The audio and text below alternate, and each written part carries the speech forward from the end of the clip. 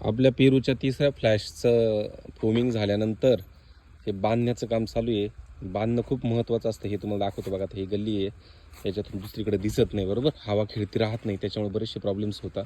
आणि इकडच्या बाजूला आता बांधणं झालेलं आहे. तर बघा, बांधणं झाल्यानंतर पूर्ण इकडच्या त्या बाजूपर्यंत हवा ही पूर्ण खेळती राहते. आणि जेव्हा हवा खेळती राहते तेव्हा नक्कीच कुठेही आणि कोणत्याही प्रकारचे रोग हे येत नाहीत, बरोबर. म्हणजे ह्या अशा प्रकारची अवस्था आहेत. प्रचंड पाऊस हा आपला महाराष्ट्रात होता आणि आत्ता अलीकडे साधारणतः 8-10 दिवसांपासून ओपन झाल्यामुळे, म्हणजे हा पाऊस कमी झाल्यामुळे हे सगळं करता येतं आहे.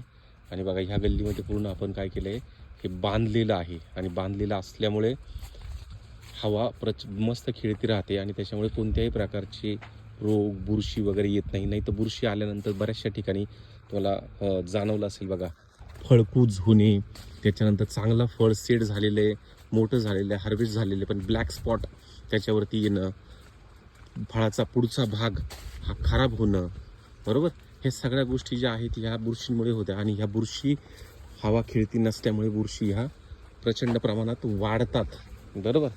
आणि त्याच्यासाठीच हे बांधण्याचं काम सगळ्या सध्या चालू आहे. बघा, इथे बांधलेलं नाही आहे. हे बघा परिस्थिती कशी, म्हणजे मला जाता पण येत नाही आहे आणि सगळंच होतं. म्हणून बांधणं हे कमी पण हाय डेन्सिटी प्लांटेशन जेव्हा आपण म्हणतो, तर हाय डेन्सिटी प्लांटेशनमध्ये बांधणं हे खूप गरजेचं असतं. नाही तर झाडांमध्ये झाड असं कोणता होत असतो, बरोबर. हे 9x5चा हा आपला प्लॉट आहे, बरोबर. 9x4 आपण म्हणूया, अशा प्रकारचा प्लॉट आपला आहे.